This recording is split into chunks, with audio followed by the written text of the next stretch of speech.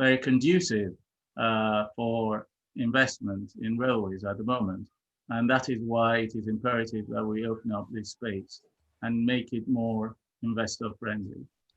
I was going to run through a brief history of the railways of the NRC, but I think we can skip that.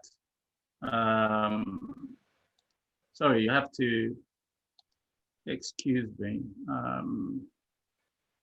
Right, Mazi, perhaps we could deal with any questions that you may wish to ask. That may help me rather than it being a monologue.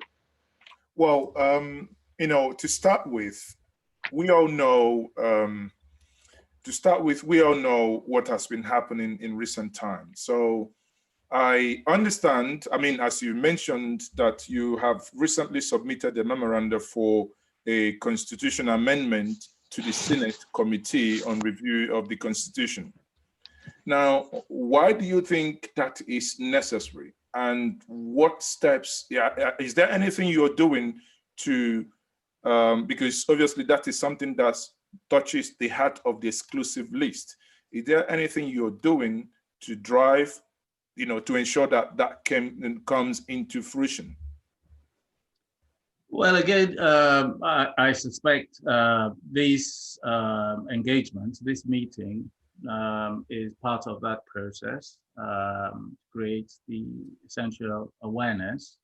And of course, we're speaking to quite a lot of stakeholders, particularly the people we need to come on board are the state governors, who are essentially the beneficiaries of such initiatives.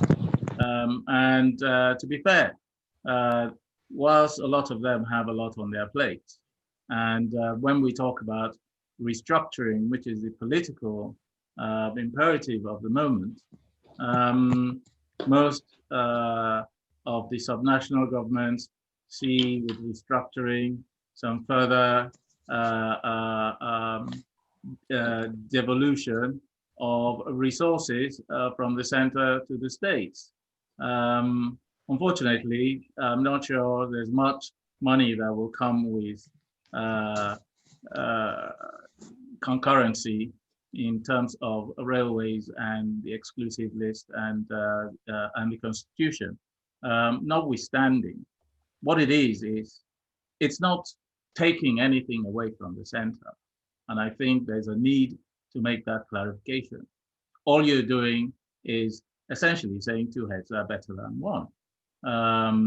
Concurrency means that both the states and the federal government will make laws regarding railways.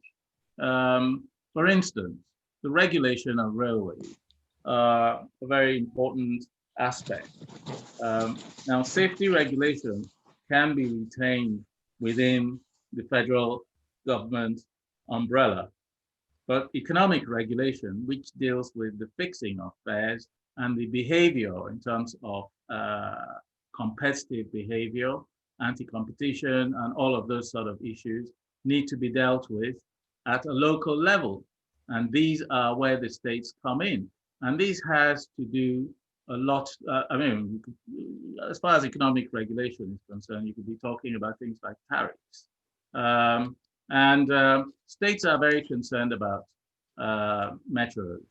Now, you've got major cities like Lagos, like Port Harcourt, like Kano, who have populations of in excess of 6 million.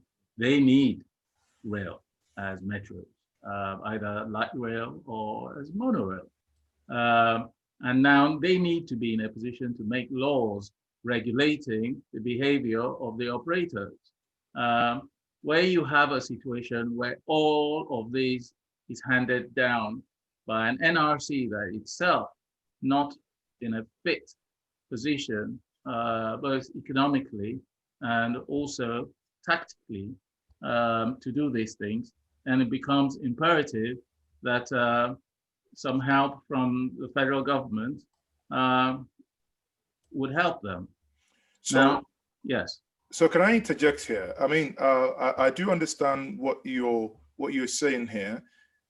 However, if this goes ahead, or if this memoranda gets to the point that it's accepted, what do you think is going to what do you think is going to be the benefit to Nigerians, and how do you think that might affect the railway master plan? Now, as obviously that's part of the question that we'll eventually have, is can you as well talk about the railway master plan? As many people here will be thinking, do we actually have a master plan? If we do, and once we have this in the concurrent list, is that going to be better? Is there anything that should worry Nigerians? No.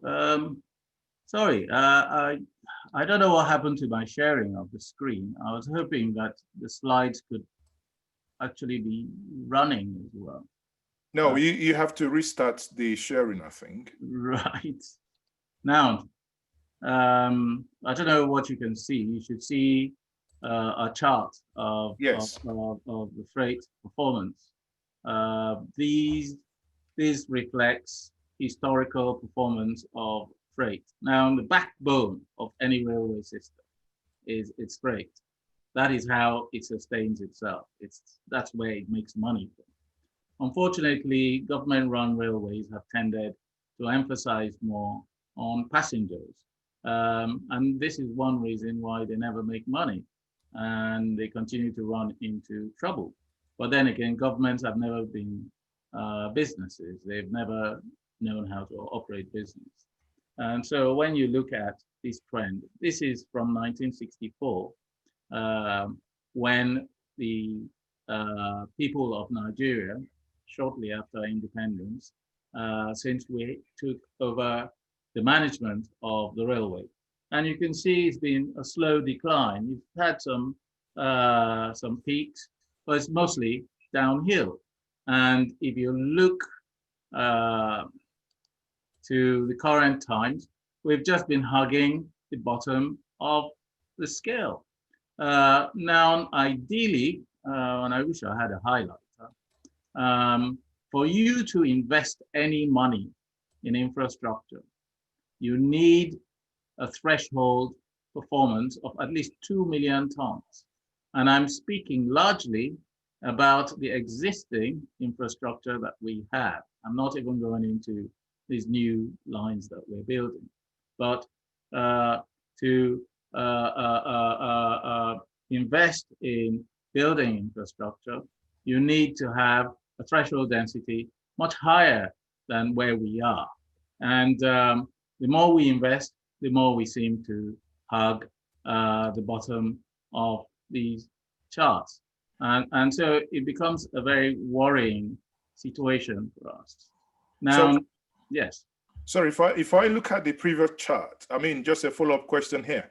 I can see a spike in 1998. Yes. What led to that spike?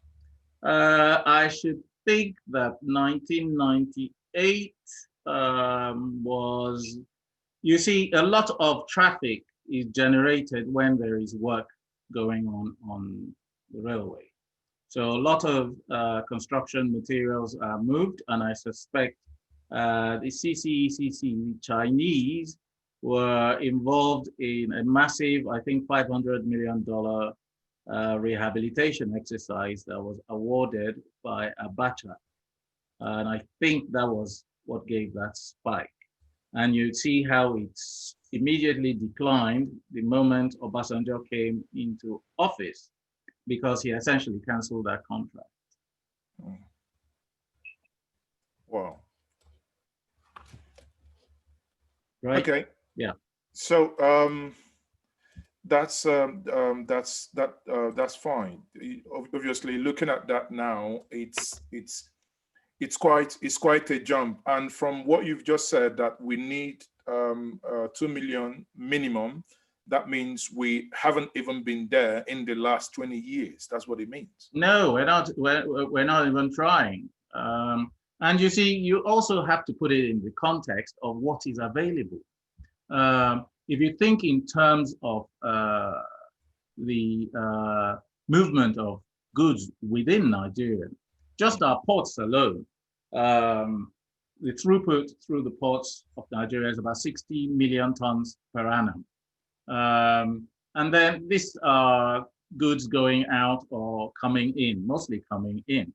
But then within Nigeria, you've got lots of manufacturing going on, especially in southern Nigeria, around the Ogun State, the Shango-Ota industrial axis. You've got cement plants all across Nigeria. You've got fertilizer plants. You've got steel plants producing iron bars and building materials. And you've got a lot of mining activity as well. So there's a lot of materials moving within Nigeria.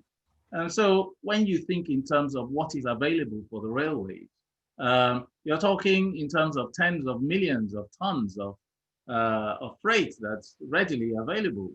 And look at the performance against that. We're still talking a paltry 2 million that we can't even achieve. So, you know, so when we talk about viability, if I may, the business is there. It's really understanding what model and how to approach taking that business. So can I piggyback on that? Because I think the question, the initial question was on the railway master plan. Is there, right. I mean, we've seen a lot of documents flying around on the internet, and people say this is the railway master plan. Someone sent me one yesterday saying this is the railway, when we had the railway master plan, because we had the announcement made by the president, I think sometime last week or this week, early this week or last week, when he said that after commissioning the Takbe, is it the Takbe rail line, that other rail lines should be extended within the southern Nigeria. So is there anything like a master plan that people could actually look at and say, I don't know if you have anything you can put on the screen so that we can see what is the government actually doing? What is the railway master plan? Are there timelines attached to them? That is, we have a 25-year strategic vision. That's what it's called. That's the railway master plan. And it remains the approved policy of the Nigerian government. Now, the problem we have is essentially that we have not been implementing this policy diligently. The master plan was launched in 2002. And as you can imagine, 25 years since 2002 takes us really to 2027. So we're 7 years away from the conclusion of that vision, or to where we're supposed to its conclusion. But I dare say that we're nowhere near having even implemented, I would say, perhaps 10% or 20% of the vision. We're completely derailed from its virtues and its objectives. We're focused more on building infrastructure. We have failed to do the grunt work of the fundamentals of reforming the structural bits of the organization. And you see, it's like doing the same thing over and over and over again and expecting a different result.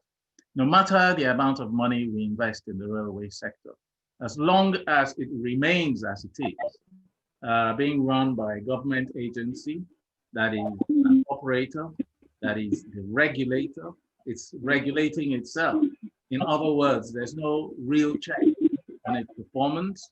And unless we really start to implement those things that we say we will do, because there's no point in making laws and then not implementing them.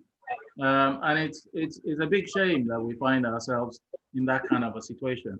Sorry, I think I'm looking at my image here and it looks pretty dark. Perhaps I should turn on the lights. Maybe you would see me better. Is that Yes, you can go ahead and do that. right? Just give me a minute. For one moment, I So, are you taking questions from viewers, please? I beg your pardon? Are you taking questions from viewers? yes, we would take questions Are from you taking viewers. questions? Exactly, we would take questions. That's what I said at the beginning. We would take questions from viewers, please. That's why everyone is muted. Thank you.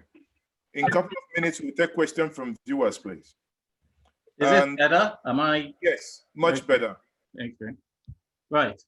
Okay, so sorry, in order to pick back, so before I get to taking questions from viewers now, you know, if I pick back from what you said, now the question that will come to mind will be, what has become of all the efforts by the government to reform and restructure the railway?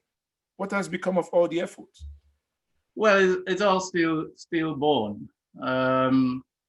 If you go back to, I think, 2000 and number one, under the 25-year vision, there was a program of activities that was essentially to start with institutional reform.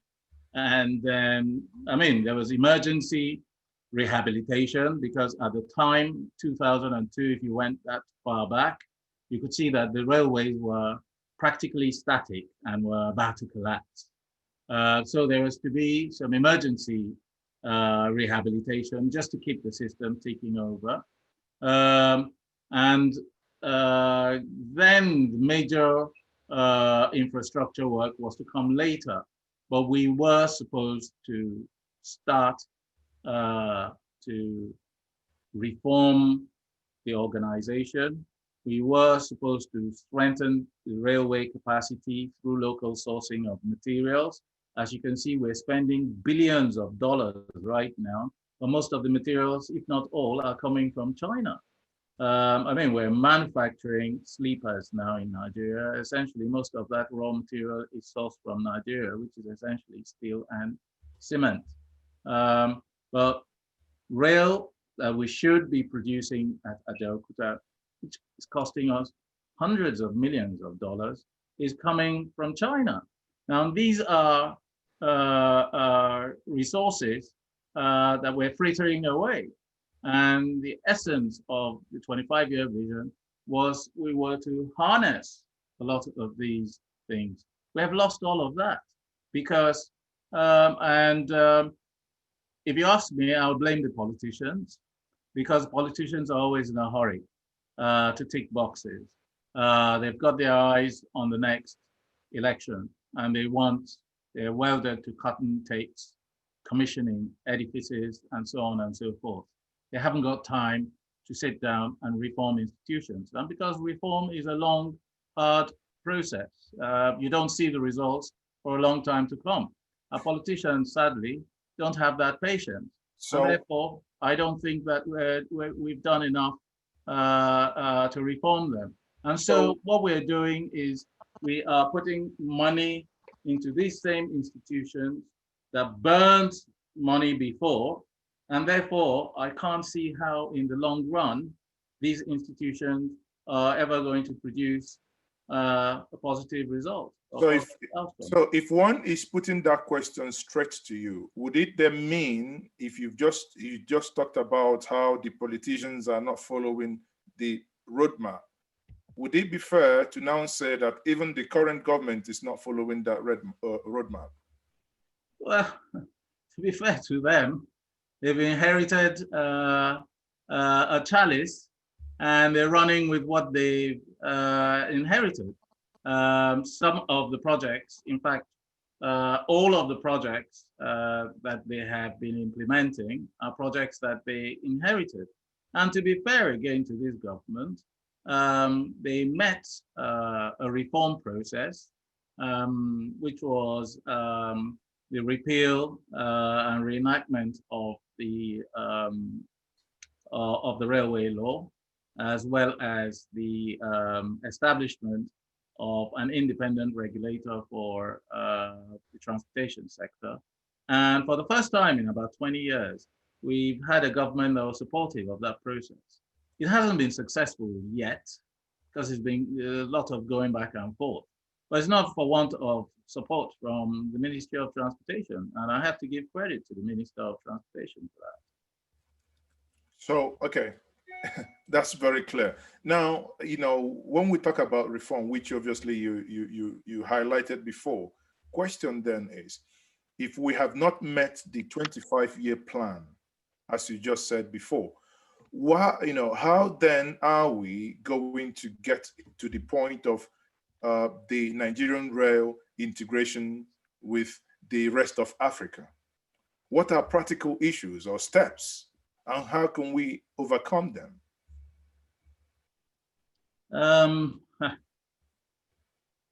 Integration of,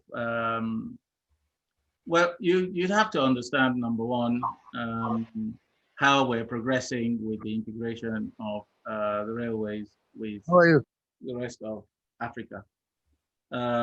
One is that the responsibility for every state's railway lies with the state, the individual state.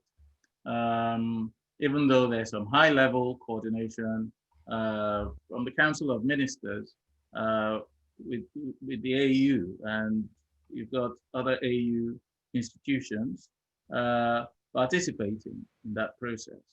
But fundamentally, within our shores, i.e. the Nigerian shores, the responsibility for delivering on the infrastructure elements fall to our government. Therefore, sorry. Go ahead. I was just distracted momentarily.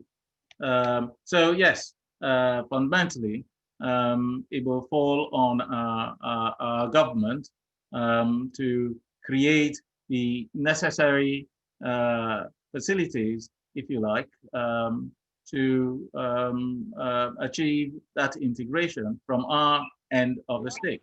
One of such is the construction of the Kano Maradi railway, which seems to be attracting quite a lot of attention in social media circles of recent, largely because a lot of people also don't understand the imperatives. But notwithstanding, that line is actually part of a wider African integrated high-speed rail network. And it goes all the way from Lagos to Algiers. So it's not even stopping at Niger. But the Nigerians pick up their bit and they build it to the border with Algeria, who take it right up to Algiers port. So, and so we're going to have a port-to-port connection of railway. So Kano Maradi, that is Niger Republic. From what you just said now, it means that rail was not conceived by the current government. So what people read on social media, you're saying that the information is not correct. Well, there's been a lot of scaremongering. Plus the government, of course, shoots itself in the foot in that it doesn't explain itself well. But these sort of things happen when you have a politician running a technical agency. You've got a doctor running the Ministry of Health. You've got a lawyer running the Ministry of Justice. But when you put a politician in charge of transport, then you can expect that a lot of what he says will not be technical, and his understanding may not also be technical to that extent. And so we have a lot of mixed messages and crossed lines. But notwithstanding, it's a very good project. It was initiated, I think, under the previous government, Goodluck Jonathan's government. But it is, as I said, part of a wider network of African integration. Also, down south, we've got the ECOWAS line that comes in from, I think, all the way from Madagascar or from Casablanca in Morocco, all along the coast of Africa through Dakar, Conakry, Abidjan, right through to Lagos, And from Lagos along what you've called now the coastal rail through Benin, through Port Harcourt, Calabar, and across to Yenagoa in Cameroon and so on. And so that's really the African integration and how we integrate with the rest of Africa. Okay, so before I come back to other questions, let me take question from the audience. And I'm calling on Emmanuel Odihi. Emmanuel, please, can you unmute yourself and ask your question? Good afternoon, sir. Can you hear me? Yes, we can hear you loud and clear. It's nice to be a part of this program. And I would like to thank Mr. Rowland for, I believe you're in the UK, so for hosting this program. My question is, what is the minister doing to try and bring back Nigerians who are working in the rail sector abroad so that they can participate in the rebuilding of Nigerian railway? Because I think without that effort, we would have spent billions of dollars trying to build infrastructure, but without the technical ability of Nigerians, I don't think we're able to go anywhere. So I think Mr.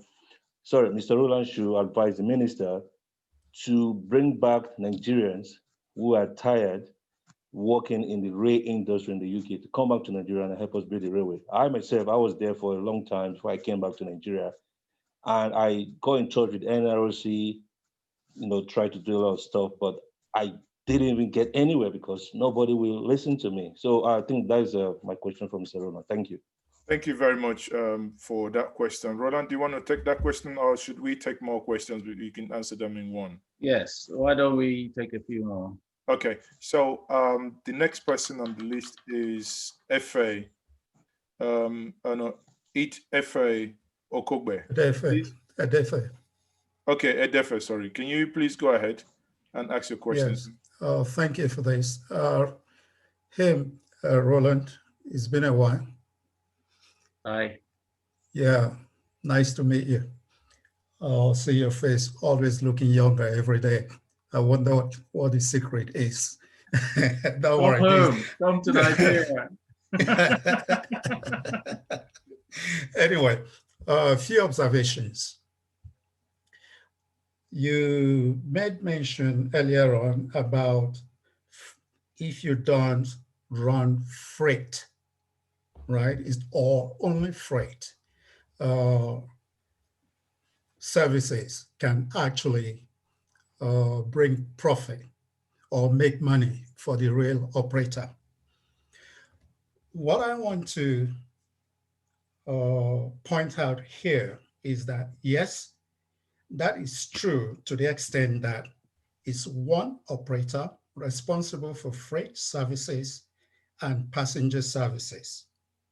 But where you have a system like in the UK, you have the passenger service operators different, that is the rail operating companies, ROCs, and you have the freight companies different, like Colas Rail and GB Freight Rail, separate, or you come to the US here, where I reside now, you have the BSNF or the Union Pacific that are specifically running freight, no passengers involved. Then you have a different ball game. Unless, correct me if I'm wrong, unless if you are running both. In the US here, you have Amtrak. That's the national kind of, in quotes, running passengers. They have nothing to do with with freight. But at the state levels, local government levels, like in my state, we have the Metrolink that runs passengers, no freight, because BSNF runs most of the freight along the West Coast, right from New Mexico, Texas, up to the Canadian border and all that. It's structured differently. So I just felt I should highlight that correct me if I'm wrong, unless you are a single operator responsible for passengers and freight. I think that assertion you made earlier on, I wouldn't think is quite right. And Okay. don't forget too, even with passengers, the government still has its obligatory social service, where some of these fares are subsidized, even in the UK. Okay, thank you very much for your So question. that's number one. Number two, if you permit me, again, an observation on the 25-year strategic plan. It is supposed to be phased in 3 phases. The first phase consists of system transition. In summary, that means system rehabilitation of existing narrow gauge single track system. And that was supposed to have been completed in 2007 from 2002. But as Rowland alluded to, that didn't happen. Phase 2 is supposed to be system modernization. And that consists of new bills, new lines, standard gauge, and double track. That phase was supposed to come in Ed, 2015. can I interrupt you there, please? Can you ask your question? I'm making an observation because maybe you want to put slide, it. Maybe you want to put it on chat because you're taking up quite a lot of our time. Okay. There are lots of people trying to ask questions. I'm sorry to. Okay. Sorry. Can we put? I just want to make it point clear that the FMOT, the strategic government plan, 25 years government plan, is in 3 phases. Okay, thank you very much for that observation. So we have Dr. Suleiman Ndanusa, please. Thank you very much, moderator.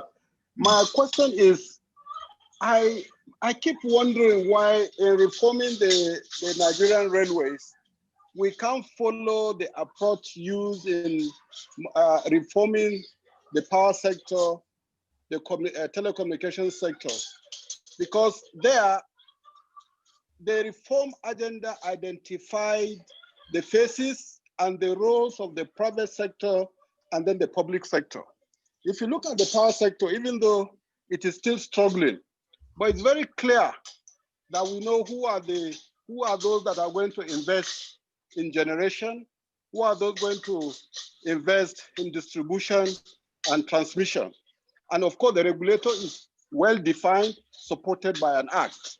But the Nigerian railways, even though we have a 25-year strategic plan, I have not heard what are the dimensions of the stakeholders that are going to be involved, because whether it is trying to renovate the existing rails, etc., there is a role that the private sector will play, the investors, the financials, etc.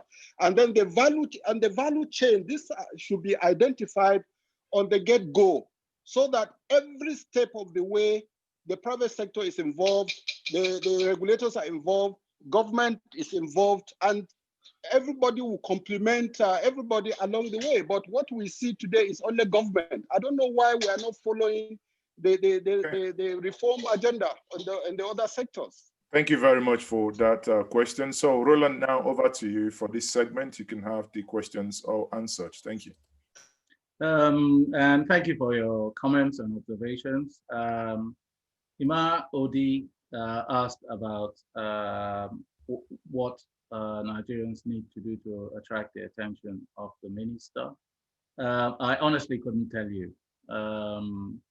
But again, you're probably doing the right things by making contact with the NRC. The opportunities for those who have who are currently active in the railway sector, say in the UK and abroad, are fairly limited, largely because the Chinese come fully packed. Most of the work that they do is resourced from China. On the consultancy side, we've got, I think, an Italian consultancy that has been working with the Chinese or working with the federal government all these years. And the opportunities to work with them, though fairly limited, depends on the projects. But in years past, and I think during a rehabilitation that took place between 2009 and 2014, there's quite a lot of recruitment that took place out of the UK. And therefore, I think it's really just keep your eyes peeled to the opportunities as they arise. And it's just like with everything else, when the openings arise, they're not hidden. Now, if we made some observations in terms of freight, part of the reforms that I have advocated is the separation of passenger business from the freight business, largely because they are very, very different types of businesses. They use different equipment. You need a different type of organization, and we need to specialize. What we have right now is a railway corporation that tries to be all things to all men. It's subsidizing its loss-making passenger business with the profits that it makes, or the little profits that are available from the freight business. And of course, the 80-20 rule, where you end up spending 80% of your time on the business that provides you with 20% of the gain. So yes, there is a need for the NRC to be unbundled and its businesses separated. And of course, we used to have a similar situation in the UK. The old British Rail used to combine both, and we unbundled it. And no one hears about the freight business right now because the freight operators aren't a winner. They're mostly owned by finance companies who run these businesses very profitably and make a lot of money out of it. Passenger businesses will always need subsidy, and they are constantly in the headlines, largely because that is where a lot of the problems arise. I wouldn't delve into the 25-year vision. I'm not sure there is any query as to its regard. There was a timetable, there was a program for its implementation. That's long derailed, and whether we can recover it, maybe we shouldn't have called it a 25-year vision, because it seemed to have, I think the wisdom in giving it that name has been lost. And also, Dr. Ndanusa talked about reforms in the power sector and telecoms. Precisely, that was the direction railway reform was going. We were creating an independent regulator, because that is so fundamental to reform. Because at the moment, you have regulation and operation side by side within the same organization. And nowhere else is this common in Nigeria than in the transportation sector. You have institutions like the Ports Authority, you have institutions like the Railway Corporation, you have their operators and regulators, meaning they're regulating themselves. This creates conflicts of interest. This also means that there's very, very little oversight. And of course, the people that you expect to oversight the activity, such as the legislature, have very, very little information or knowledge about what they do. And so we have a lackluster performing industry. So yes, we need that reform. and we need to have an independent regulator in the way of NERC, in the way of the NCC, and there are ways that you can insulate those agencies from political interference, and we can see that as playing out.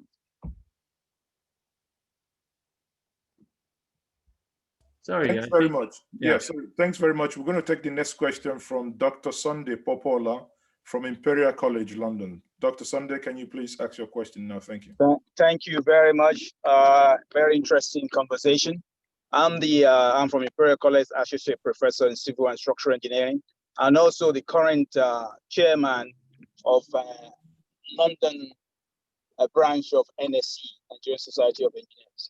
Listen to the conversation so far. I'm hearing the word China, I'm hearing the word Italian, getting the opportunity to do things. We need to start looking inward into the capability. I mean, we had a seminar this afternoon from 2 to 4, and we're looking at, different way of running projects and managing projects. Nigerians abroad, Nigerian overseas, Nigerian diaspora, we have loads of opportunity, loads of experience in running this thing and in making this thing work. London Underground, if Nigerians stop going to work for a day, London Underground will shut down. The number of Nigerians are in there in different capacity. And the same thing applies to all other, transport facilities all over the world. So my question is, when is the government, when is the state, when is the organization, NLC, start looking to really encourage Nigerians all over the world to come and impact the whole thing that we need to do to get our transport system, our train system, or whatever it is we're talking about, get going with all the experience I have. When is that going to happen? When are we going to get that opportunity? That's my question. Thank you. Thank you very much. So Roland, you can go ahead and answer the question, please. I think there are structural issues with that as well. And I was going to touch on that to the first questioner, Mr. Imodi. But Prof raises an important point. Most of the Nigerians in the diaspora have commitments as well. Most of you have mortgages. You need a salary that can enable you to pay your mortgage in the UK whilst you work in Nigeria. Now, that immediately prices you out of the market because a Nigerian civil servant at the NRC, for instance, I mean, how much does a minister in Nigeria earn? His take-home pay is about 800,000 naira per month. Now, in sterling terms, that's under £2,000. Most of you guys, especially those of you guys who work as contractors, are taking home £5,000, £10,000 a month. Now, how are you going to square that? That's the first issue. Now, the previous managing director from at the NRC came from London Underground. The current director of operations, Ni Ali, is from Diaspora. So there are lots of Nigerians making that transition, but you need to be committed. It's not, you can't, it's difficult for you to have one leg there and another leg here. So you have to make the decision to go home. It is clear, if you're a railway professional, it is clear that Nigeria is very committed to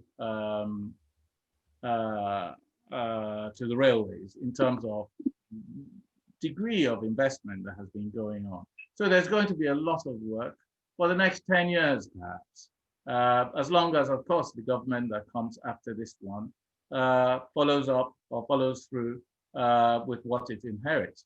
And therefore, you can actually make that commitment to say, yes, I'm ready to go back home.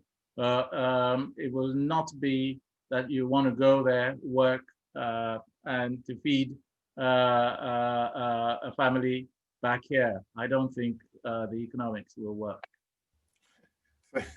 Thank you very much for that. I made this plea at the beginning that people should log in with their real name. I have someone raising hand here, is Moto G8. I don't know who that is. So obviously, if you can rename your device, you can come back and ask your question, please. So, you know, while waiting for him to come back, I think Dr. Sunday Popola want to, you know, ask a follow-up question briefly, please. Yes, thank you very much. Very, very briefly. Just to disagree with what Rowland had just said. The issue of money, the issue of salary is not an issue here. Yeah, I know a lot of people, the guy that spoke just now that gave a contribution, Ed Ife, he spent years in Nigeria to help the railway system, and he was frustrated. If the government is not providing the right, amenable situation environment for people to operate, and I'm sure the Chinese come, the Italian come, the French come, the German come, and you and Nigeria give them perfect environment to operate. But when a Nigeria comes with more qualified, more experience, they frustrate them. I think that's the issue. It's not the salary and it's not the family. For somebody to commit themselves to say, yeah, they're going to go back home and contribute to their country, it's not an issue of family. Most of us that we're talking about now, we're in their 50 plus. We've already raised our family. Yeah, so it's not that at all. I won't use that as an excuse. Money and family, no. We want to contribute to our country. We want to leave a legacy. We want to show that, yes, we've done it abroad. We can do it back home as well. So thank you. Okay, so thank you very much for that clarification. Next is Benga Dairo, please. Benga, go on.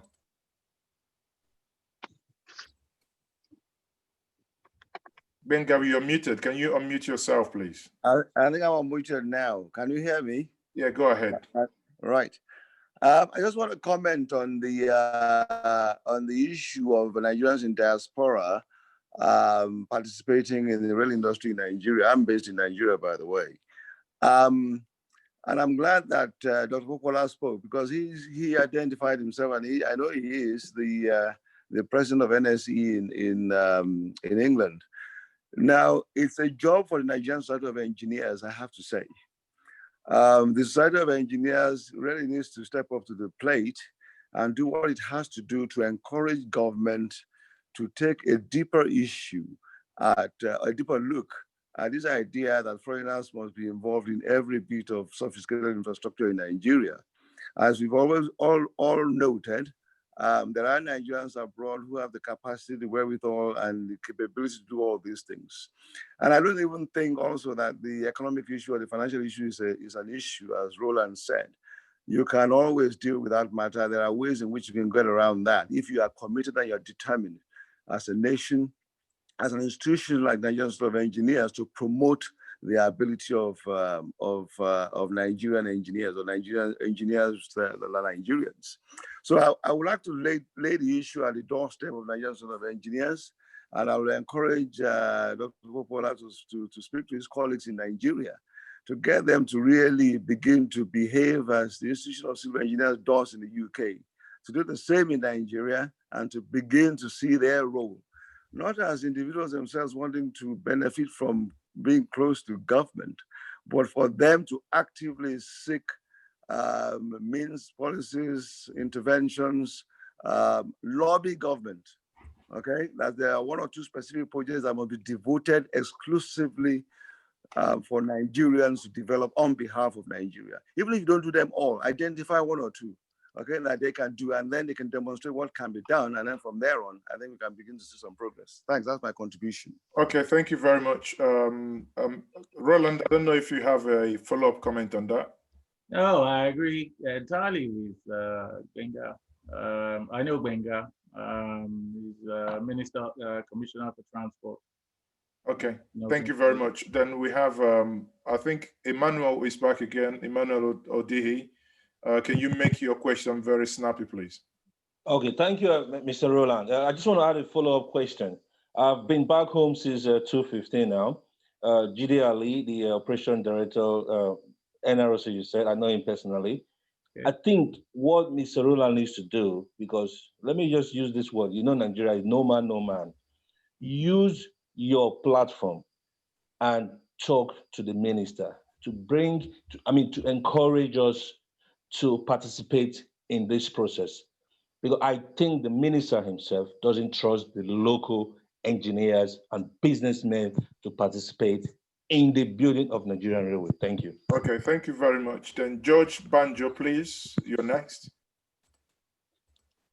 Can you unmute yourself, please, George Banjo? Right, thank you very much, and apologies for logging in earlier as a Moto, G8. Okay. Let me just, a very quick, introduction. Between 1986 and 1992, I was involved with the Nigerian Railway extensively as the manager or the project coordinator of the World Bank project to rehabilitate the infrastructure of the railway and also to undertake a review of its operations and management. And subsequently, the implementation of the reforms that emerged from the studies that were carried out. Listening to participants, there's a high level of deja vu. We managed to unbundle in terms of recommendations and government approval. We unbundled the railway. Operations, freight, passengers, infrastructure, regulatory framework, separate, independent. We attracted external resources, grant, not a credit, to assist in the implementation of the reform. The whole thing was scuppered when there was a change of government and General Abacha came in.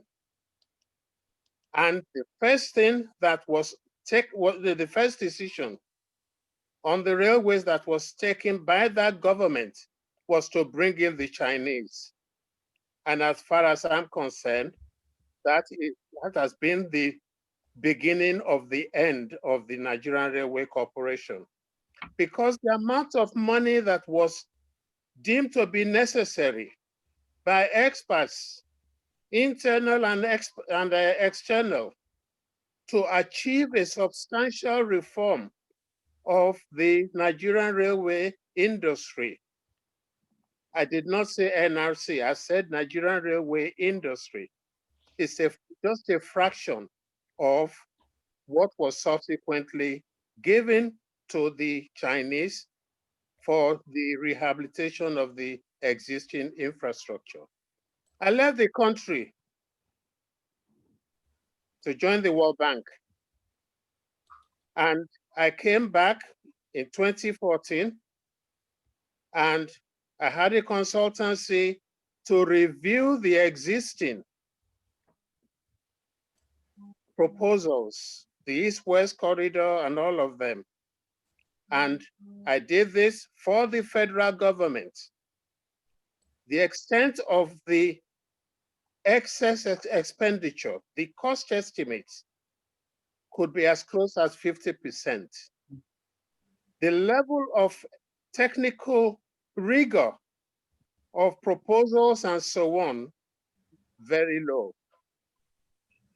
The use of the opportunities for the construction of a major infrastructure to create employment, to rejuvenate industries, etc., almost zero. Until we have a change in the political direction, the political orientation, the way in which people see the Nigerian rail industry, we're not going to make any progress. It is it's painful to participate in a discussion like this and hear very well articulated proposals, which unfortunately are just things that were similar to what was said about 20 years ago. It's very painful.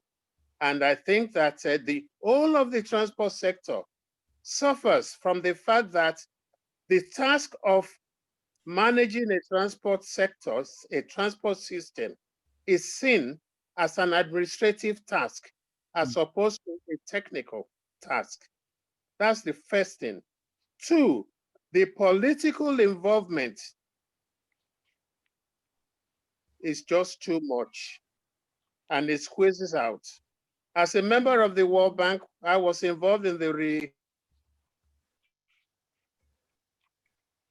Go ahead. I think we've lost him. Go ahead. Okay. No, we're still here.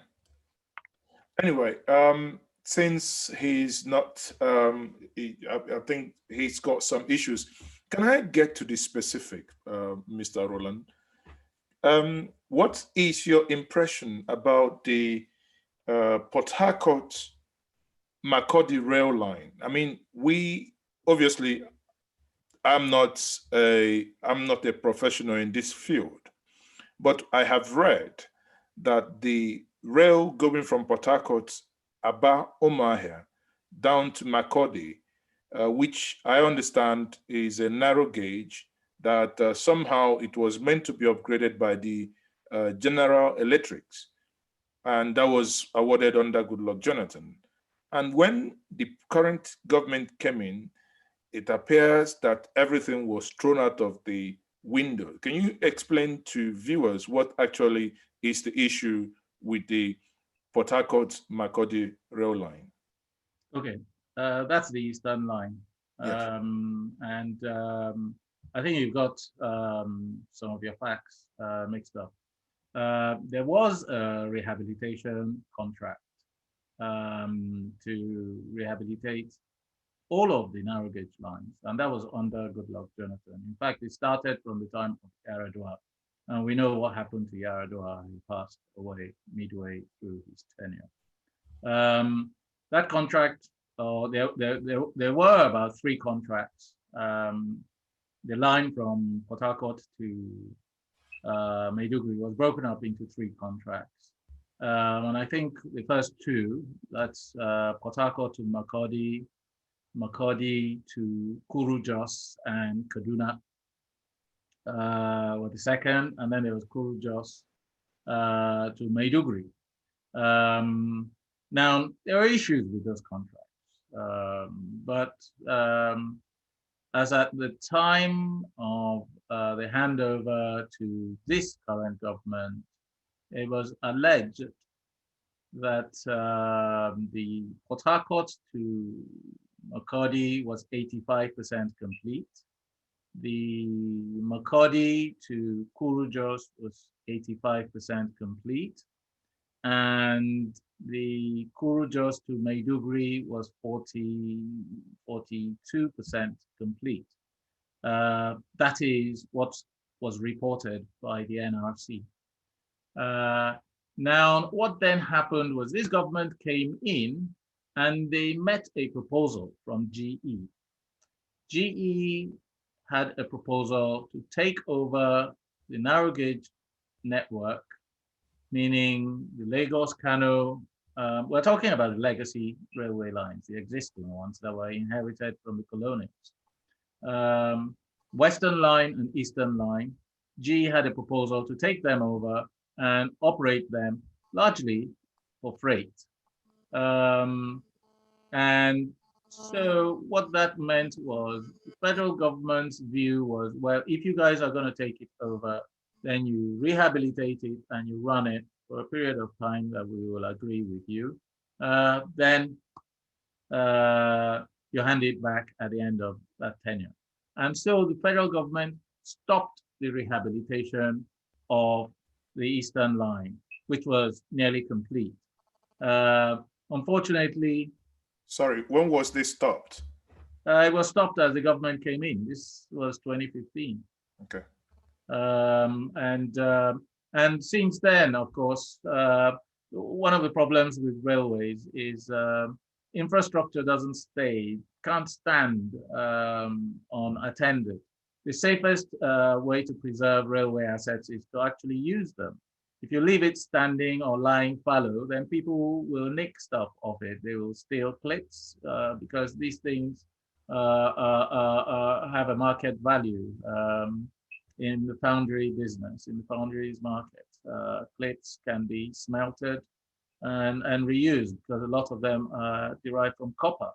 And so, you know, a train running on a track is the safest way to preserve those assets, because no one will venture to go on a live track to steal anything and risk getting run over.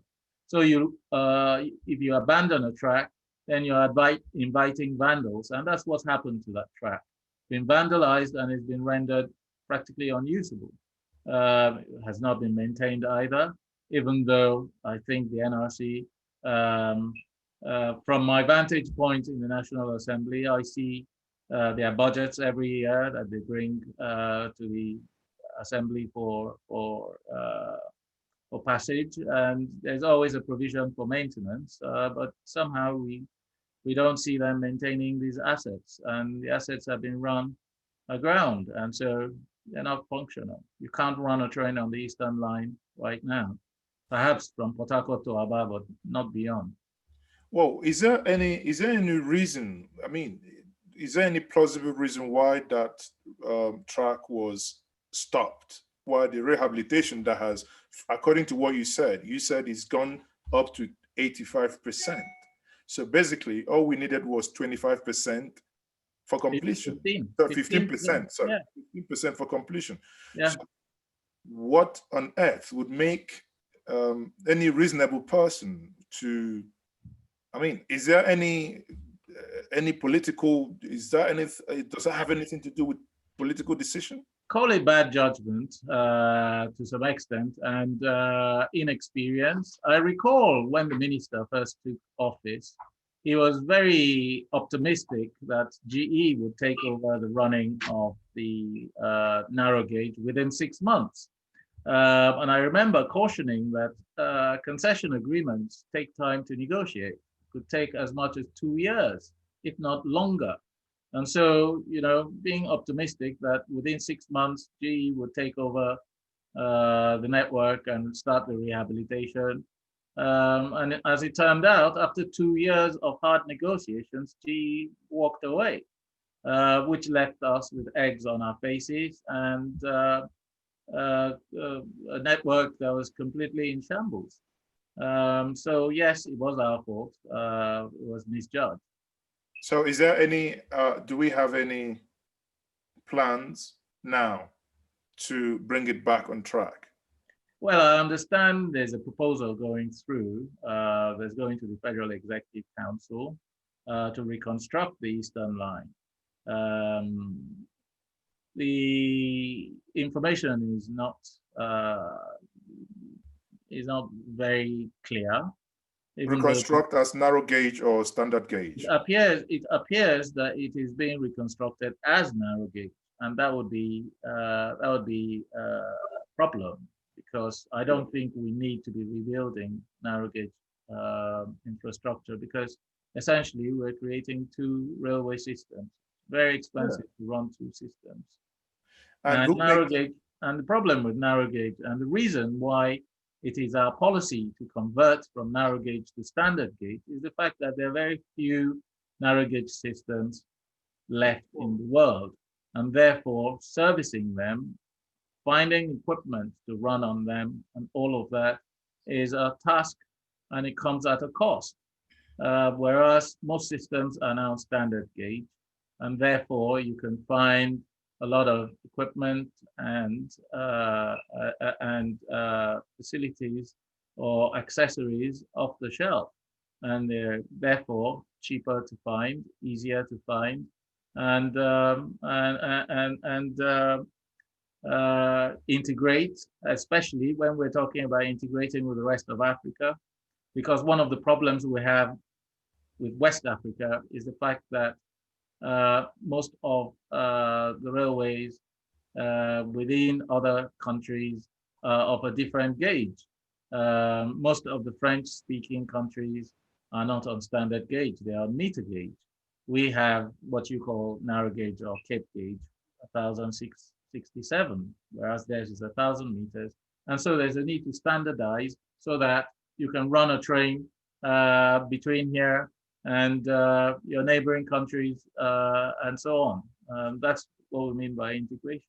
Sorry, pardon my ignorance here, but who makes such decision to basically stop something that's gone up to 85%? Well, we've had those kind of issues in Nigeria before. It's not new. Sadly, because no one is held to account, there's no responsibility, and no sanctions, and so the beat goes on, if you like. Now, the current minister, Rotimi Amechi, has been described as someone, some people call him Mr. Project when it comes to rail. And obviously he has taken credit to regarding the Kanu Niger Republic. And recently we hear about the Etape and also about other, is it called Coastal Rail or whatever, and the Eastern Line. What is your view? He's been there for the last 5 years.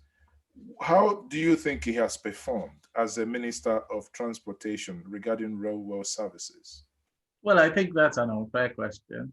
But I will try to be as objective as I can. I think he's been a good minister to the extent that he has drawn a lot of attention to the railway. He's a politician, a career politician, and he does the politics very well.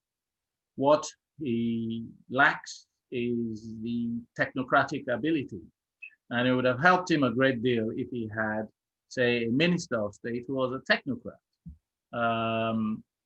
He has a minister of state who he has essentially handed over the maritime part of his portfolio to, whilst he deals with railway.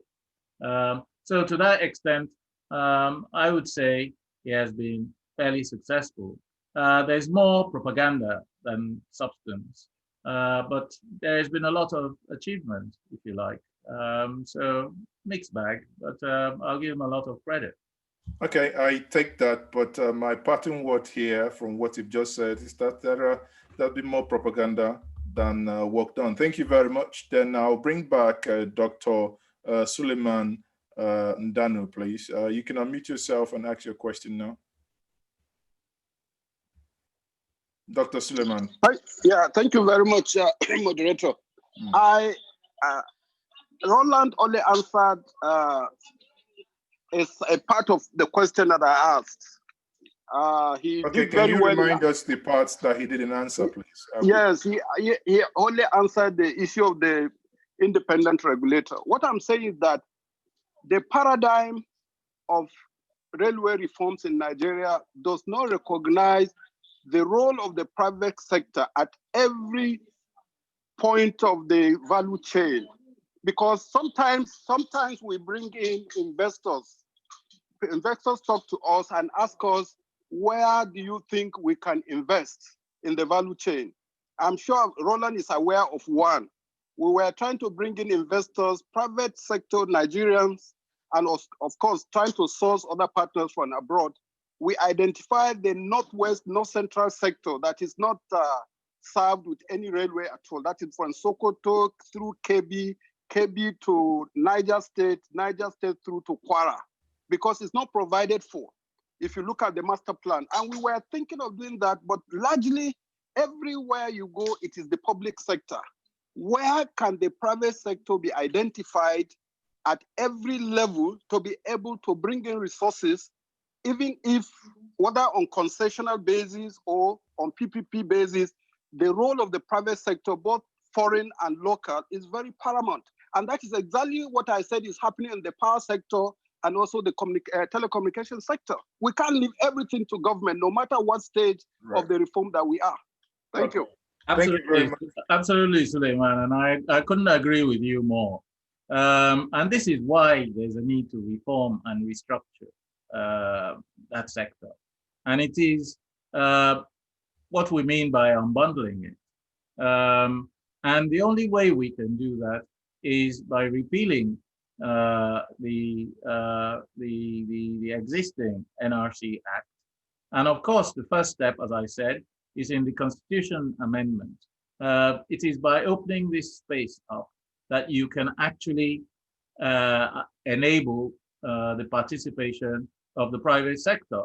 And don't forget that private sector itself doesn't even need to be invited. All they need are the incentives, those things that create the attraction for them, because money has no sentiment. What it wants is opportunity. It finds opportunities and it goes in there. It doesn't care whether you're, it has no emotions. What it cares about is the opportunity, and it will seek that opportunity out and pursue it vigorously. So I'm in one accord with you that we need, and you see, look, if you go to I think the BPE Act of 1998. The BPE Act was passed by the Abdul Salam government, if I may recall. And that was before Obasanjo came in 99. And if you recall, the Obasanjo government was very, very proactive as far as the selling off of public enterprises. We had our good friend Nasiru El-Rufai as the Director General at the time of the BPE. And it was a very activist regime. And they didn't just sell off a lot of enterprises. They actually tried to reform some of them before they sold them. Now, they ran into a lot of trouble with the big ticket items, the NEPA, the NITEL, and NRC. They practically couldn't do much with it, but they had started a process. And in fact, if I could share, I think I've got some quotes from the BPE of the time, and this is going back as far as 2003. What I'm saying is that as far back as 2003, we've been trying to reform this institution, but there are vested interests who want to keep things the way they are. When we tried to pass the new laws in the National Assembly, we came across some of these vested interests who prefer to keep things as they are. At the moment, you have 99% of traffic on the roads. So there are interested parties that want to keep things as they are, because a lot of businesses and livelihoods will be threatened if you have a revitalized railway sector. But ultimately, most of us will win if the railways were resuscitated, were revitalized, largely because the multipliers for active and even in terms of value of life statistics, because what we really need to happen with railway is to get more freight off the roads onto the track. And so that most people will have safer and more enjoyable journeys because the roads will be more sustainable and the cost of maintaining these roads will be lower. And you would have fewer road traffic accidents, even the pollution that's caused by these long distance trucks on roads will be reduced. So there are lots of these benefits other than just merely economic, but which have these knock-on effects on the economy from a revitalized railway sector. So, Suleiman, I'm all with you in this, and that is why it's imperative that there's railway reform. And I trust you will be joining us in ensuring that we achieve this in time. Okay, thank you very much. And I'll bring back Dr. Sunday Popola, please, quickly. Thank you very much. Just very, very interesting. Some of this has been discussed. First of all, I hear that NSC needs to be active. NSC is active. Majority of the guys on this platform now working in Nigeria, they were not brought to Nigeria through NSC. they came through there because they are committed. So I won't rely on the fact that this NSC is not active. NSC is very active and we can do it. Rail vandalization, that happens everywhere in the world. I was discussing with a colleague of mine, again, he's on this platform this morning. He was complaining there was rail vandalization in Nigeria. I said, yes, in the UK it happens. Last year, 900,000 pounds was lost on rail vandalization. And what we do is to put security in place. So if the project is being abandoned, you still have to keep the security to make sure people don't then go around and steal the plates and melt them and do all kinds of things with them. Ministers, yes, we could have anybody to be a minister. It needs to be supported with technical expertise. And that's what they do in the UK. Yeah, but if you look across the road to Ghana, Ghanaians make sure no minister get a position unless the line of ministry is something they are an expert in and they've got a degree, whatever in it.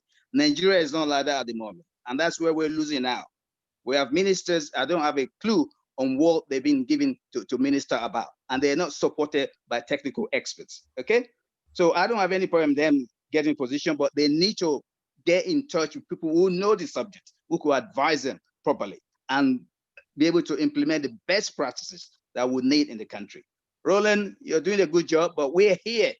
We're here. If you give me a ticket tomorrow, I'll come down and with my group and come and support you. That's all I'm going to say for now. Thank you. Okay, thank you. So that will probably provide you a platform where the CVs could be submitted. Anyway, I'm bringing the last person here, Dr. George Banjo, back again, and we will be rounding up shortly. So Dr. Banjo, please. Yes, thank you very much. Like I said in my previous contribution, listening to the discussion is very much like deja vu. There is not one single issue that have been discussed that 30 years ago we were not discussing. And in terms of the orientation, the type of recommendations, there's hardly any difference. So my question is this: how do we actually initiate change? We need a rail industry, not an NRC, because until you have a rail industry, then the people that are fighting for rail transportation will be highly limited. So long as we talk and focus on NRC, so long as we focus on just projects, the issue is management. And that rests with the political the political realm. How do we get a change? That's the key question that I think we really need to. We need a political economy of the railway that can lead us to the golden age of Nigerian railway industry being created. Thank you very much. Thank you, Dr. Banjo. Yes, indeed. But as you know, sorry. Yeah. I'm very, please accept my apologies. I was the chairman of the technical committee for the reform of the railway set up by TCPC, the forerunner of the BPE. Right. And all our recommendations were accepted. And like I said before, it was when the government of General Abacha came in that everything got stalled. Okay. Thank you. So thank you very much. Yeah. But let me respond to your earlier remark about that we need a railway industry, not an NRC. In agreeing with you, I will say that under the law, the existing law, the NRC is synonymous with the railway industry because the law makes it the alpha and omega of railway in Nigeria. And this is what we mean, that for you to open up that space, you need to reform the NRC. You need to restructure the railway environment. That is how you can bring in other players, or you can allow other players in. And the fact remains that the NRC jealously guards its privileges and the status quo. It is not very receptive to its unbundling. Of course, everyone would like to protect their privileges, And so in that respect, it's not any different, but it does so to the detriment of us all. And that is why we have a railway industry that's not growing. In fact, it's shrinking. In 1964, railway accounted for 60% of all traffic. Today is less than 1%. Now that is a huge, huge loss. But sadly, there's no incentive for anyone in the railway industry or in the NRC to perform. Their salaries don't depend on output. They're civil servants. They get promoted by the number of years that they've been working there. And therefore, no one gets sacked for losing money. And so the losses continue to pile up. And we all bear the consequences of these. Okay, thank you very much. I think we're going to take the last question and we'll call it a day. So, Mr. Rowland, at the same time, you get your mind adjusted for your concluding thoughts before we close this evening. I will be taking the next question and the last question from Doye Henry Yodowi. Doye, can you please go on? Yes, hello. Yeah. Good evening, all. Thanks for a very entertaining and informative session. I would just like to ask Mr. Rowland to become some kind of mystic meg, as we say here in England, and look probably 10 years in the future. Here we are, 2030. Let's assume we're in 2030. Are we likely to have these very same kind of conversations about the pitiful state of our railways? That's a very interesting question. Thank you, Doye.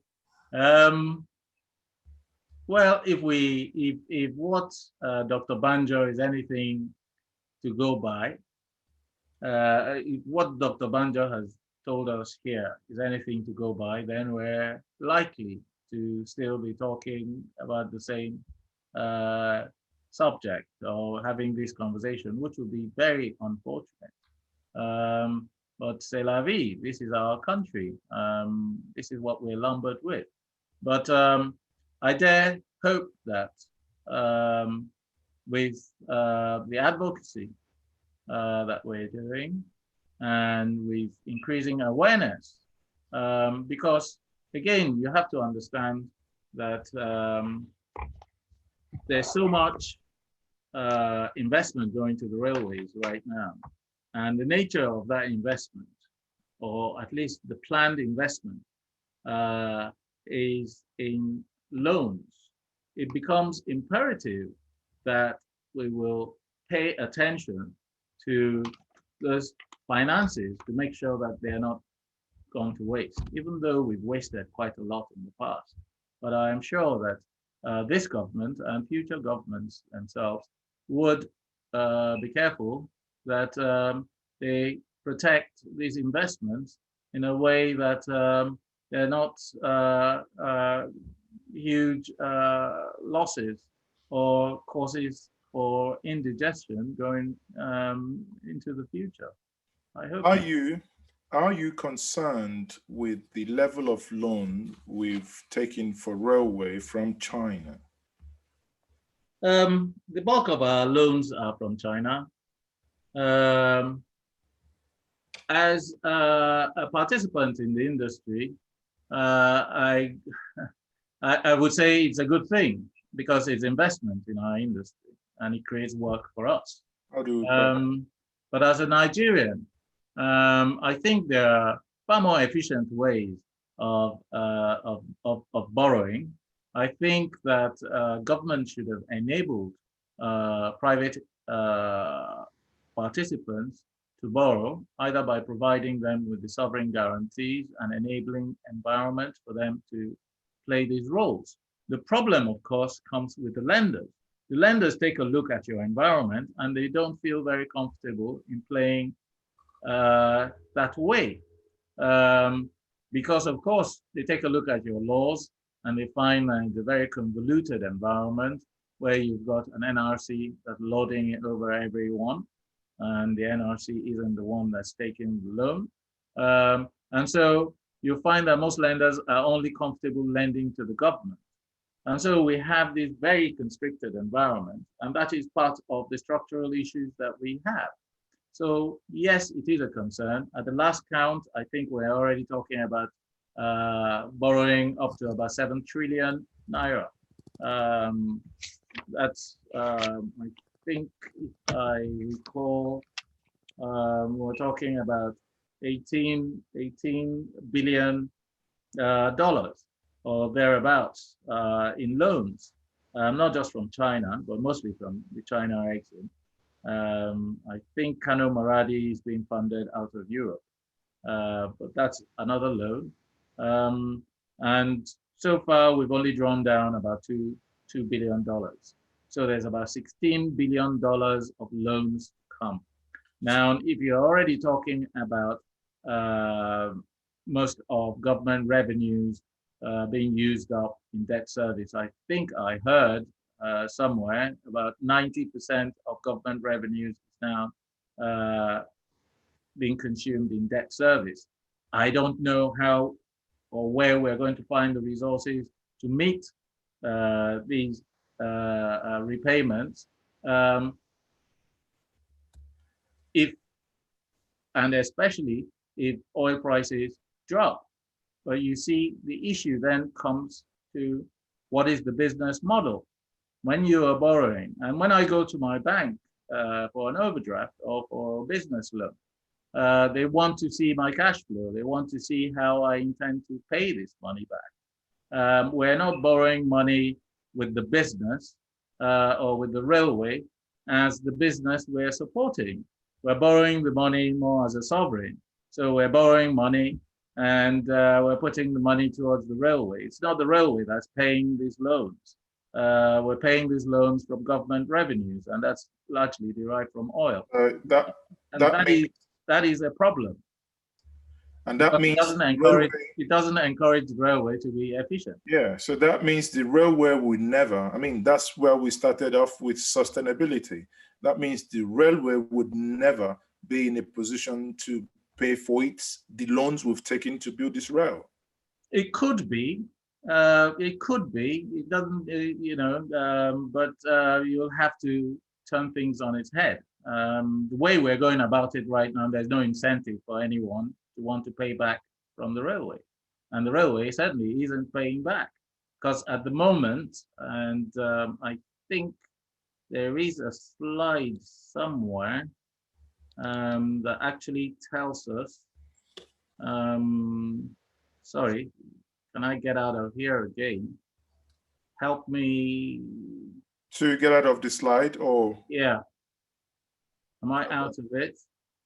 Yeah. Okay, I need to find this slide. There was a slide that showed the revenues against the OPEX. And I think it's very instructive because it tells you how far away we are from being able to fund, okay, I got it. How far away we are from being able to fund the expenses of the railway.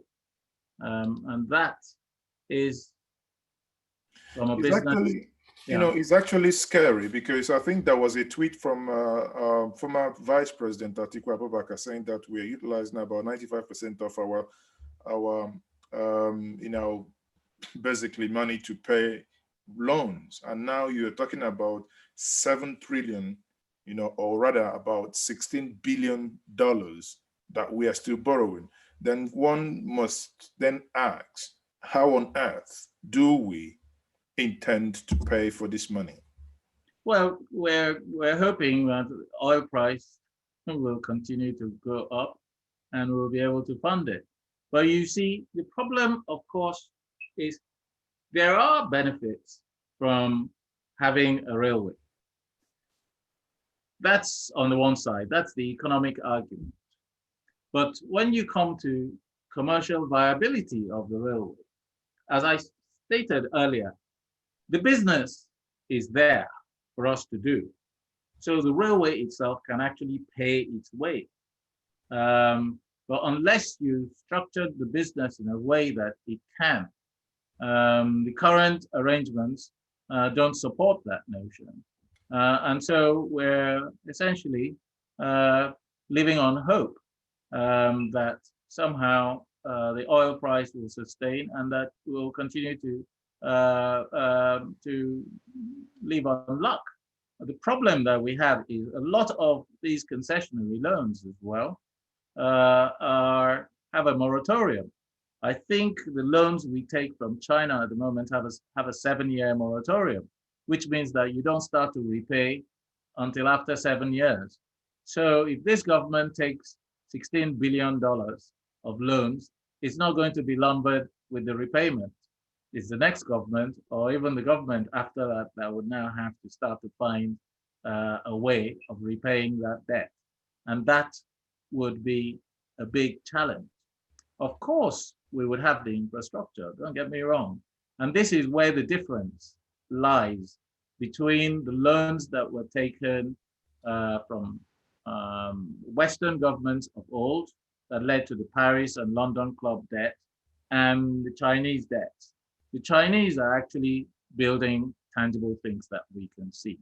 There are, of course, issues with how much these things cost or should cost, but at least you see what they build. In the old days, they got money, we didn't get any facility, and the money somehow got lost in the ether. So there's a difference there. But we also have to learn some lessons from what we see happening elsewhere in Africa, in places like Kenya, in places like Tanzania, where we see how Chinese railway projects have progressed and how the issues that have arisen there. Because we're setting ourselves up, really, if we don't learn from those lessons, that we would have to learn those lessons or experience or go through similar experiences as they have. Whoa, thank you very much, Roland. It's been a wonderful discussion this evening. I want to use the opportunity to thank every participant that's taken time. It's now getting up to 2 hours that we've been here. You know, it's been enlightening. I must say that, like I said before, it is indeed worrying that if more money is being borrowed or will be borrowed, and these loans that we are taking are basically being anchored on the sovereign wealth of the nation and not the project itself.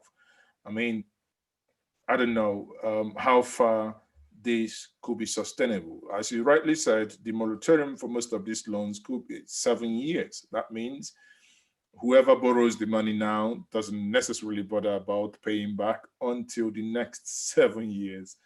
Maybe we might have 2 successive government by then, or if whoever wins the next election probably wins re-election, then we'll probably have a lot on our plate.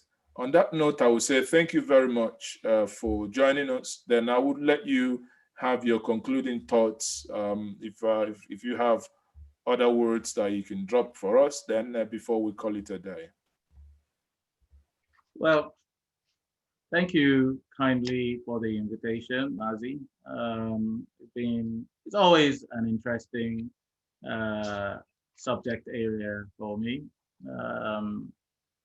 But I think that going forward, one of the things that we must do is still go back to the fundamentals of reform and restructuring of the environment.